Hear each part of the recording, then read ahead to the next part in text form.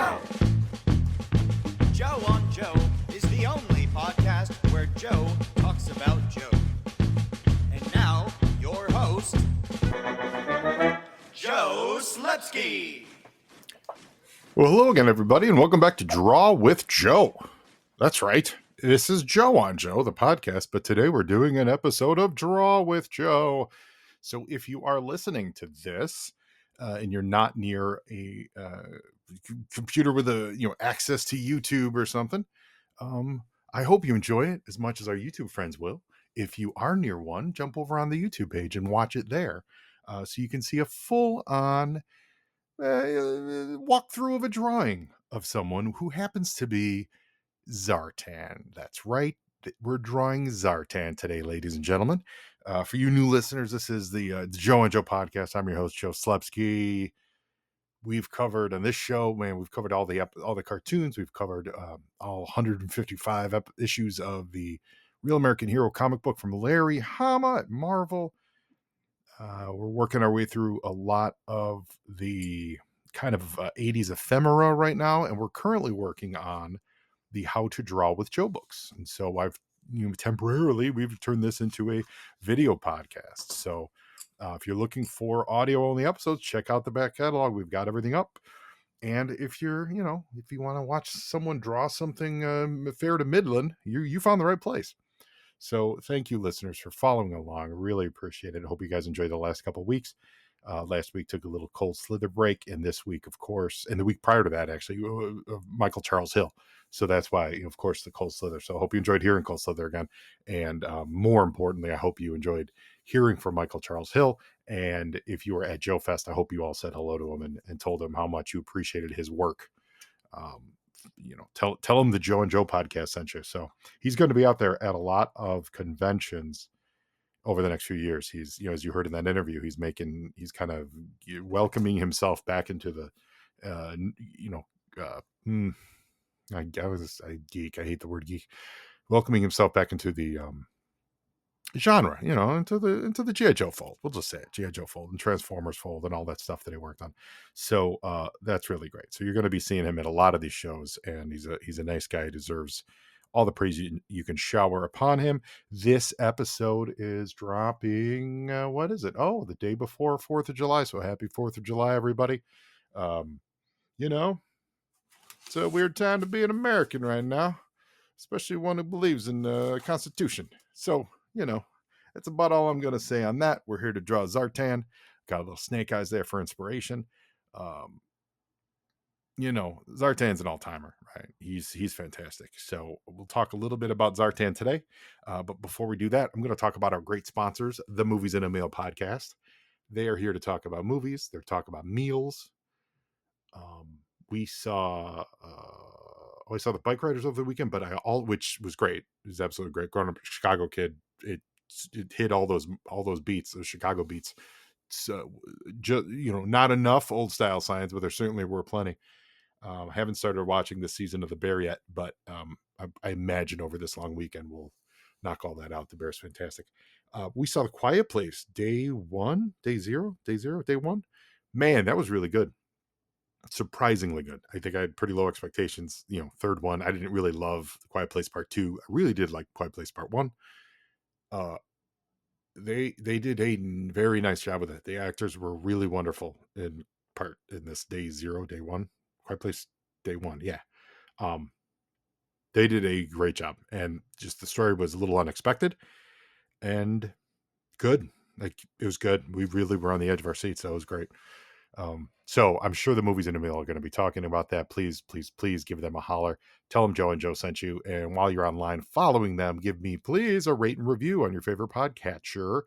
And you can follow me at Facebook, Twitter, and Instagram at Joe and Joe Pod. Send me an email to joeandjoepod@gmail.com. Let me know what you think of the show. And also, you can check us out on Patreon and help support the show. Patreon.com/Joe and Joe Pod. For $1 or $2 or $3 a month, you can help keep this show afloat, and I appreciate each and every one of you on there. So, we're doing Zartan today. That's very exciting. I love Zartan. And before we start, I was like, you know what? I know there's a difference in these pencils. and I've used these specific, like these 2 or 3 versions for years. I never really looked it up. So I did look it up. And here it is. These pencils we've been using, uh they they start in the H's are harder, and then as you get to the B's, it's softer. So like H grades are good for sketching for watercolors because they're very light. It doesn't show through the paint. Um and they're a little easier to erase. So, like, we have a 3H, according to the website. They're great. They create a very light mark, and they're ideal for technical drawing, outlines, light sketches, and guidelines. So that would be the one to use for the circular oval stuff. And then the HBs, they're a popular go-to for simple sketches and writing. It's often used as a multi-purpose pencil because it's clear enough to write and draw, but it has minimal smudging. And then the 2B, this is the softer texture. Darker marks make the pencils ideal for shading and tonal modeling. The higher B pencils are also great for blending and smudging. So there we go. Then you can go to E's and all that stuff. So yeah, so according to this, we should be using the 3H to do our guidelines. So we're going to do that. And if you can see go back to my camera. This is the Zartan we're going to be doing today. Let me get this under the camera there. So you could see it. This is the head-on shot. What I dig about this that they've chosen is he's not like straight on head. There is a little angle to it. I like that. He's got a nice attitude. We're going to try to capture that. This is what they call the evil Zartan. Let's draw his head, start with an oval, and so on and so forth. I feel like that's all the same instructions every time. Then you draw in his eyes, and then they rough in his cowl. If you were a kid and you read this, you would have, if you knew what a cowl was, you would have said, "Oh, it's a cowl and not his hair," because the cartoon made it look like his hair. We've talked about that before. Yeah. So Zartan, here we go. Let's see here. All right, let's see where's how fast we can do a Zartan. Here's our ruler in case we need it. I've told this story on the show before. Love Zartan. Who didn't, right? That's silly to be like, oh yeah, did you know I love Zartan? Like, oh, so love Snake Eyes, but Zartan was great. The whole color change thing was, that was great. But before I had a Zartan, my neighbor, Brian, had a Zartan. And I said, so we were going to play it at his house, and I said, "You got a Zartan?" He goes, "Yeah." "How'd you get a Zartan?" Because like it wasn't Christmas yet. It was a little more expensive. It wasn't a ton, but we were kids, and we were 86, 11, 10 or 11 or something like that. And or no, 86. No, I was 84. Oh God. Oh yeah, we were like 9 years old. So it was a little. How did you get him? He looks at me and he's like, don't worry about it. I'm like, oh, all right, cool. So this is the top of the cowl. So we started playing with Zartan a little bit. I'm like, oh, this guy's pretty cool. Yeah, he's got swamp skier, he got all that. Okay, great. Next time I saw him, is at his door. They lived 2 doors down, so we would just go to each other's screen doors, knock on the screen door, yell, hey, Bobby or Brian home. Joey, come out and play, things like that. And I got he kind of came to the door. He's like, I can't come out and play. I was like, well, what do you mean? Like, let's see here. At a straight line for the shoulders across 0.1 of the center line below the chin. So I feel like that's about right. So I can't come out and play. Oh yeah, why not? Well, I'm grounded. Well, why are you grounded? Well, you remember Zartan? I was like, yeah, I wanted to play Zartan. Let's play Zartan. And he goes, well, I stole him.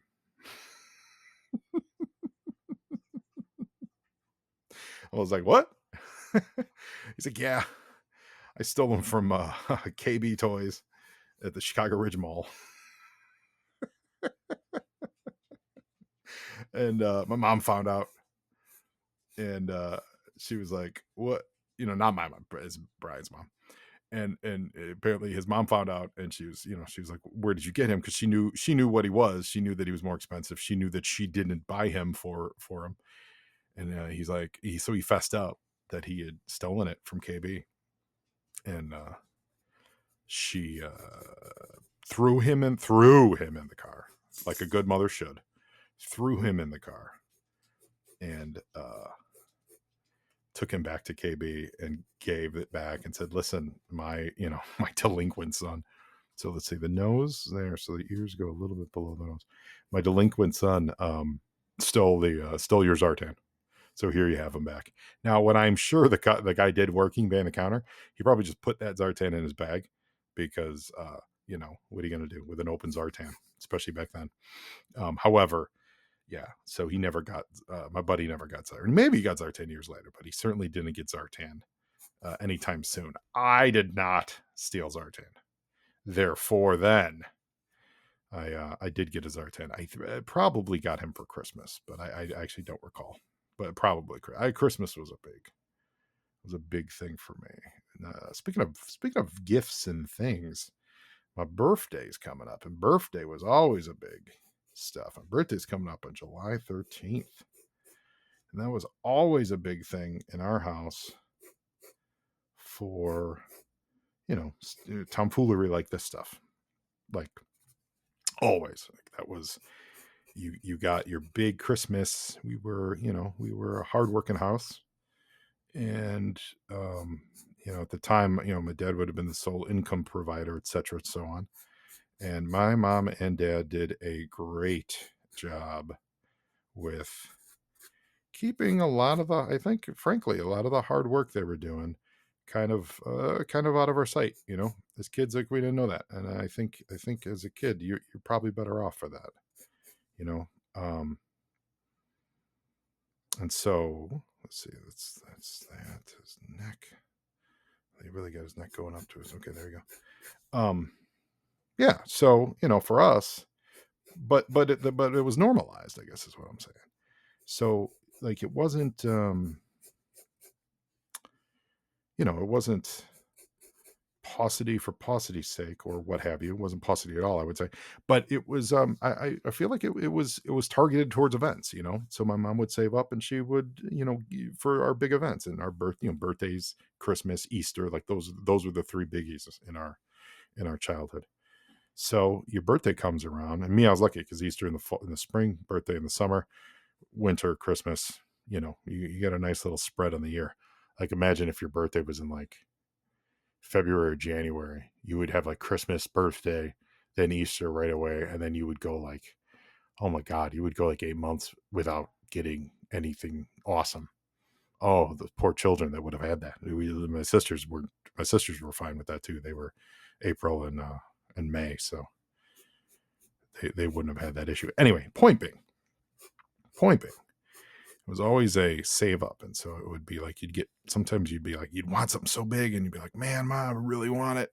And she would say, well, birthday and Christmas present. And you'd think about it, and you'd got to be honest, half the time you'd be thinking, well, I could probably say yes to that idea, and then either she'll forget that we made this devil's bargain, or the time of Santa. I'll hit Santa up for some good stuff, and Santa will bring me some stuff. But yeah, that was always a big thing. It was birthdays coming up. Did you want a big thing, or do you want some smaller stuff? So I always got a lot of G.I. Joes. Always got a lot of G.I. Joes for Christmas. Remember, mostly for some reason, G.I. Joe strikes me mostly as Christmas. So maybe that's because that's when, like, the big, Christmas, just like today, all the big toys come out around Christmas. Maybe that's why. Maybe that's what was, like, by the summertime, it was all picked over. It was all stuff you already saw. I don't know. But I did love me some Zartan. The color change thing was great. His swamp skier was great. I still have my original Zartan. I don't have the swamp skier, and I don't think that I sold the swamp skier. Maybe I did, but I don't remember selling the swamp skier. Like mid aughts when I was kind of cleaning up. I don't remember selling it at all. Because I feel like, or maybe it's that I forgot that he came with it, but I feel like that's something I would have kept because I kept, Serpentor. I kept Serpentor's Chariot, like when it was time for me to kind of make some room in my life, and get rid of some of the bigger stuff. I kept Serpentor's Chariot. So I feel like I would have kept the swamp skier, but I didn't. I don't know where it is. It's gone. It's long gone. So I probably sold it. I'm sure it could. I don't know if eBay goes back that far, but I've had my eBay account for 25 years. That's wild. I know what you're saying. Does that mean you've had the same email address that long? And the answer is yes, people. I've certainly made new ones, but I do have my original email address. I kind of don't see a reason to get rid of it. I use it a lot. But yeah, I've had my email account for 25 years. So speaking of that, I do sell a bunch of crap on eBay. Not that I don't mean that to hawk, but I do get some cool stuff, comic book related. Not a lot of G.I. Joe stuff, to be fair. If I do, I'll just keep that for myself. But check the Facebook page. I've been posting a lot of that on my Facebook page lately. But I sell lots of toys. So I get those from some friends. I help move them, and certainly a lot of comic books and a lot of like oddball comics. I'm going to be going through my comic book collection, which is pretty vast, and I'm going to be trimming it down a little bit. If you can hear that, that's my dog, Mary Jane. She's wheezing. She's having some issues lately. She's a little older. Yeah, I'm going to be going through my comic collection, trimming a little bit because there ain't no more room at the end, dog. So look for that. I got a whole bunch of comics up there, a lot of oddball stuff. I like oddball stuff. I'll list it even if it's, only a $5 book. I don't only list, expensive stuff. I like books of all kinds, So check that out. Links on my pages and all that stuff. But it's actually it's funny. It's the Joe on Joe shop. So if you go to eBay, Google, look up, search on Joe on Joe, you should find it. Here comes Mary Jane Watson. It's my dog. She's got some liquid in her lungs and has had it for the better part of a year, I think. Doctor says it's never really going to go away. So we try to help mitigate it. She's 15 years old, ladies and gentlemen. 15. Think about that. I think Beck looked that up because like the dog year 7 years. I think they've refined that. I feel like when we were kids, it was straight up 7 multiplied by 7, but now they've kind of refined it a little bit. And it's like 7 for most of it, but then as they get a little older, it starts becoming like 4 years and 3 years, and and then just 2 years. So she's not 100 years old. Let's just say that she is closer to. I think Rebecca looked it up and said closer to like 83. Hi, Mare. You smell? Oh, she smells. That's funny. She's in my pencil thing. She smells all the pencils. So I think Beck looked it up and she's like 83. And then Shirley, our other dog, is something in her 60s or something like that. She's like 9 years old in our years. Hey, Mare, what you smelling, kid? She's huffing. Mary Jane's huffing. But I'll tell you what, if you've ever met her, she's the sweetest thing in the world. She's my bestie. We met at a Chicago Paws, PAWS, dog adoption agency.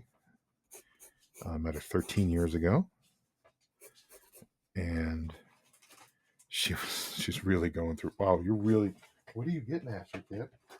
You're huffing. Oh my gosh, you really are huffing. You have to lock that box up. My dog is a huffer.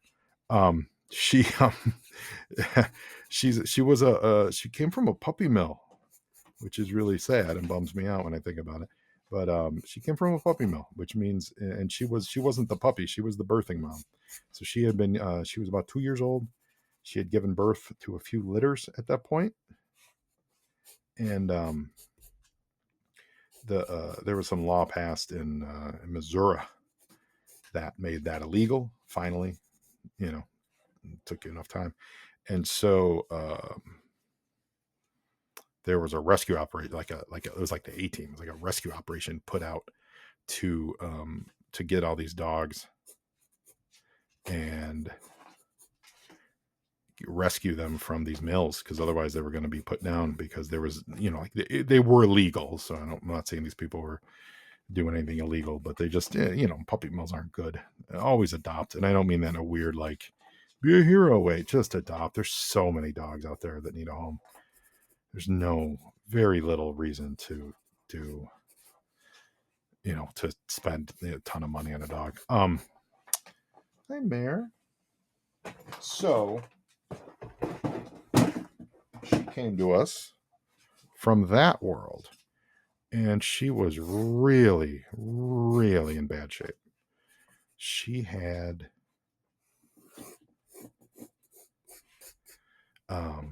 all right, so this is kind of fun. This looks good. And so this is me using that 3H, and on the recording I've got about 8 minutes left, so I'm going to take this charcoal like we did last time, and we're going to do charcoal, and we're going to really make this happen, man. This is great. So old girl was a mom. She had ear infection. Let me see if I can remember everything that she had. She had ear infections. She was missing teeth, still missing teeth. Obviously, they didn't grow back.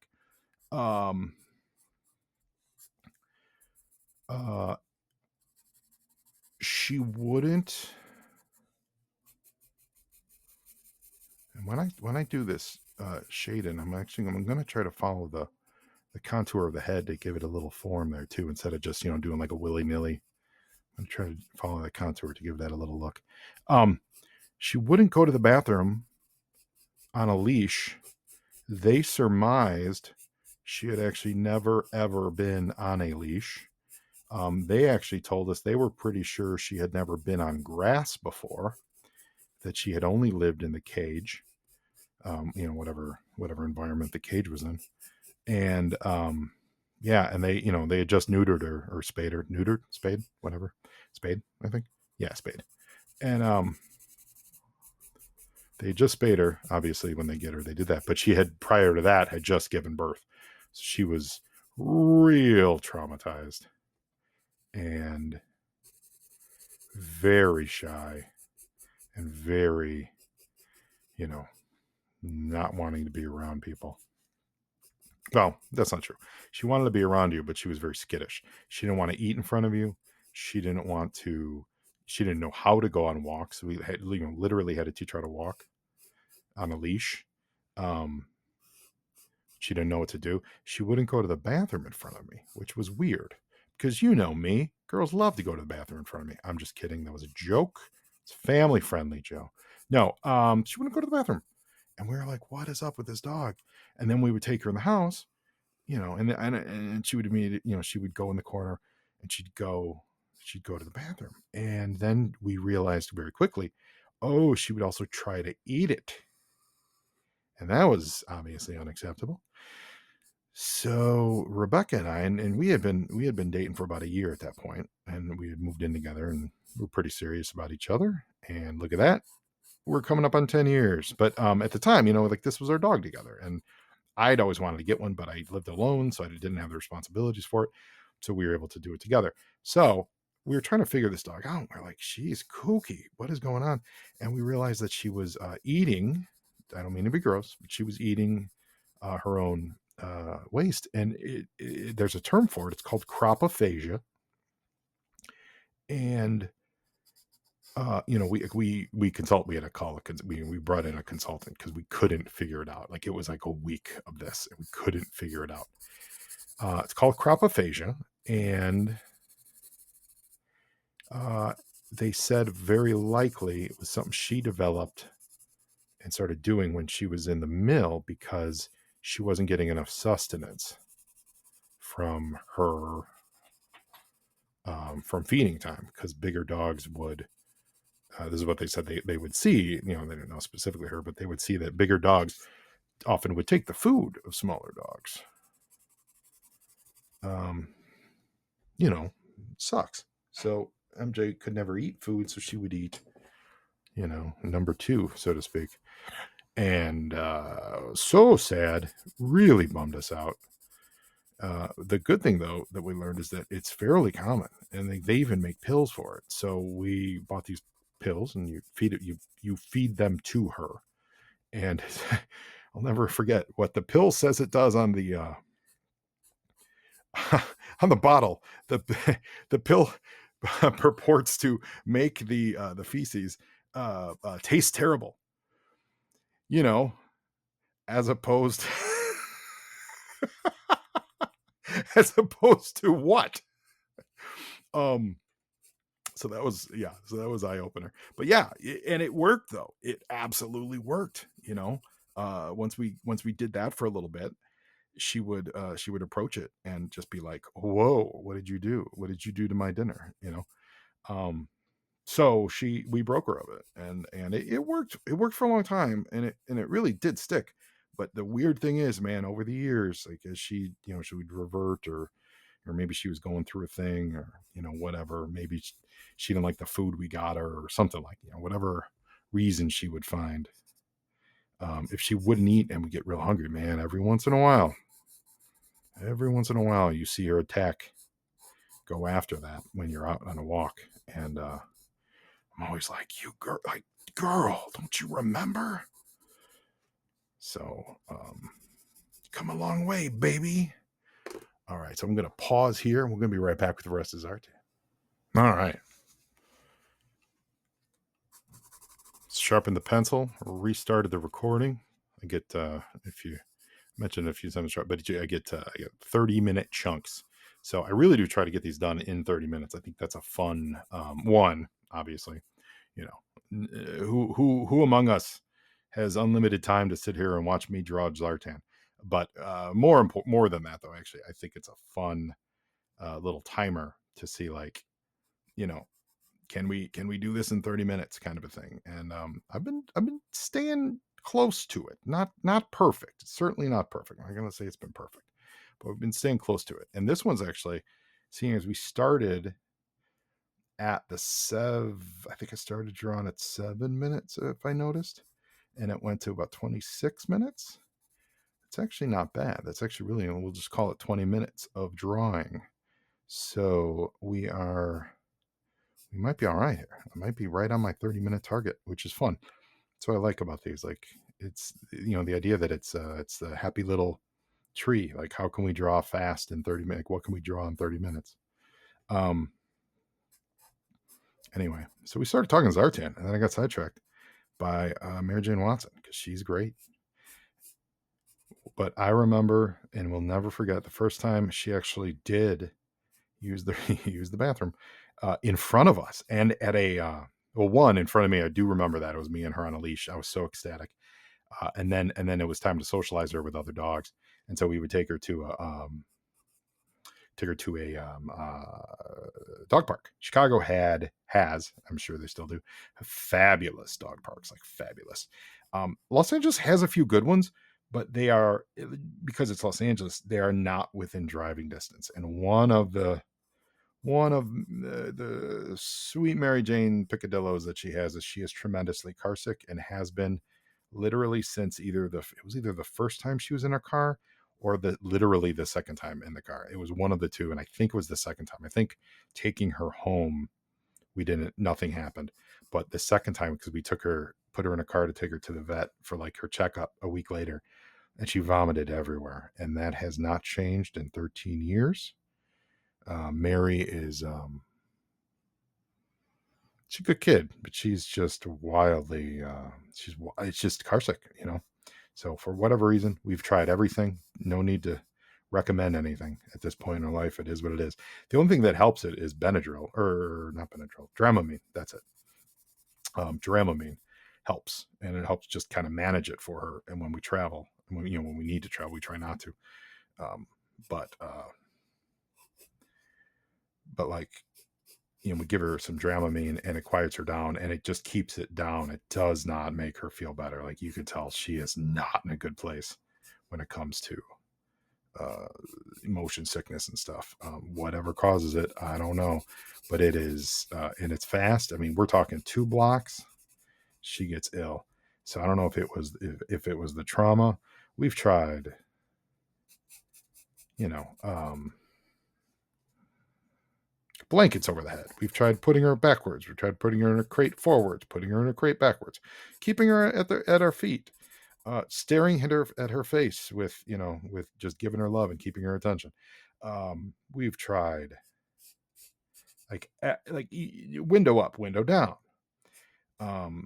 thunder blanket, no thunder blanket, you name it. We have tried it, and this poor girl is miserable. Her sister is not. Her sister is awesome. She loves driving in a car. And but it is what it is. So anyway, so MJ's good. And that's her story. And when she first at the dog park kind of used the dog park for its intended purposes, hanging out, we were like happy parents. We were cheering and hooting and hollering. And then we remember there were there were other dog owners there, and they were laughing with us. It was such a nice moment, just because it was like we don't have kids. I'm not gonna have kids. It ain't happening. It was just it was you get to see your kid, but more importantly, you get to see this little dude who he's my little dude who had been through a lot and had suffered a lot, and then you see her normalize, and that was a big deal. um I grew up with dogs. I grew up with a great dog, and Boomer. But there is something about when that dog is your own, and talk about smudging. Yeah, we're really smudging on these. When that dog is your own and you're the sole caretaker, when you're a kid, it's, you're still the family, your parents, whatever. When you're the sole taker, there's that bond there. My dad's a dog dude, and he gets it. We all get it. So you've heard her many times on the show. You probably heard Shirley more. You'll hear her many times again. She's the best. And no, I didn't name her after a G.I. Joe person. I wasn't into G.I. Joe at the time.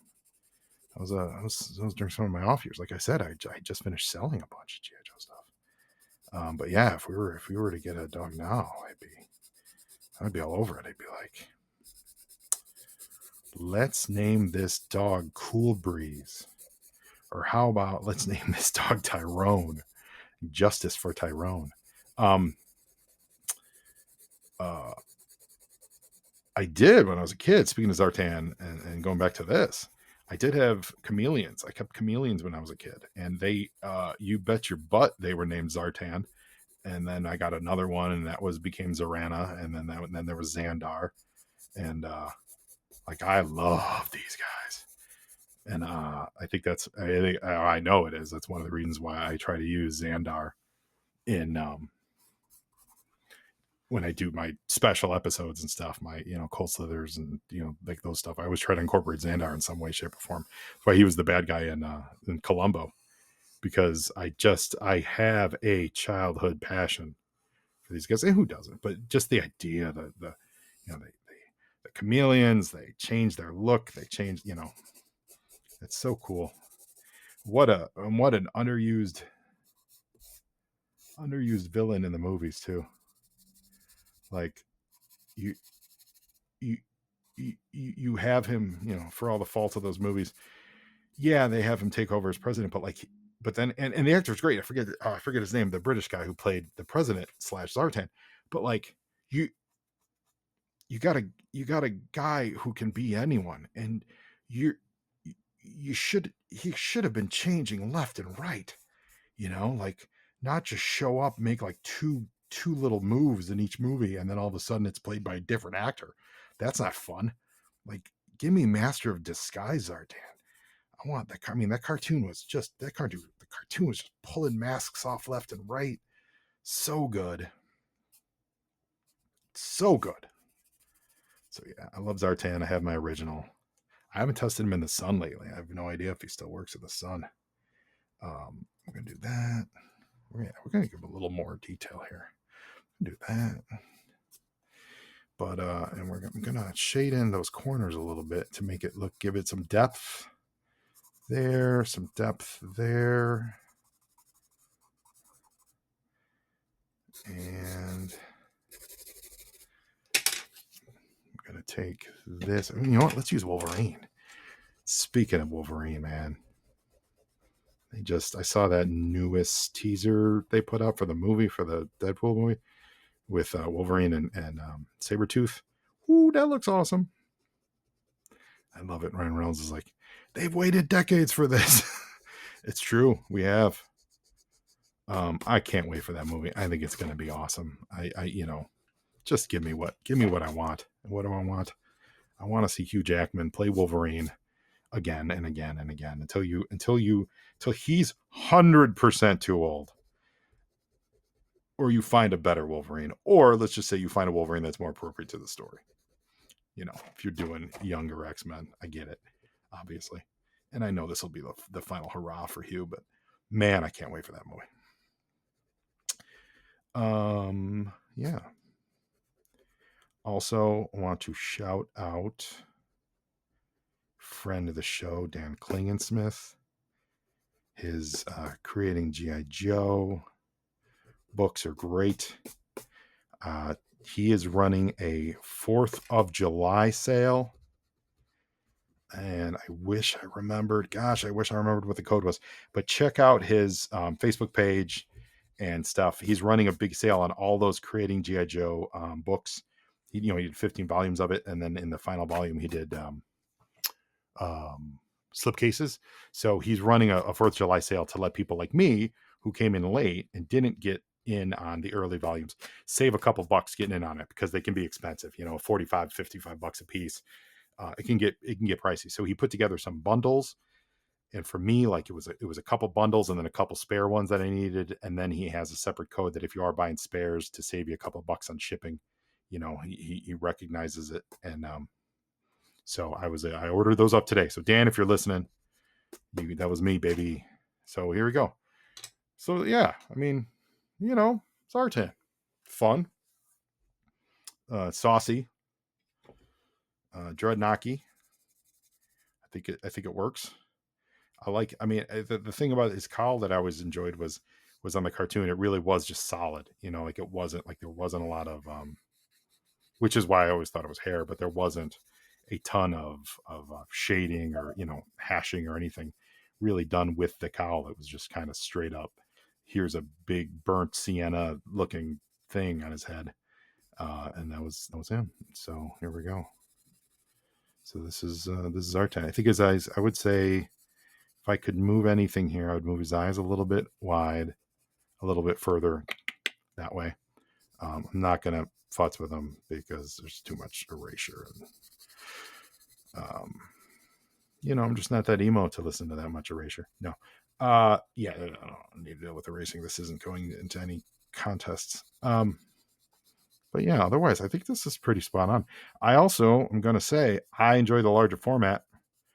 This is how I did CoverGirl last time. So I think that's what we're going to be doing. I think I'm going to work larger, and I think that's probably a better visual for you guys.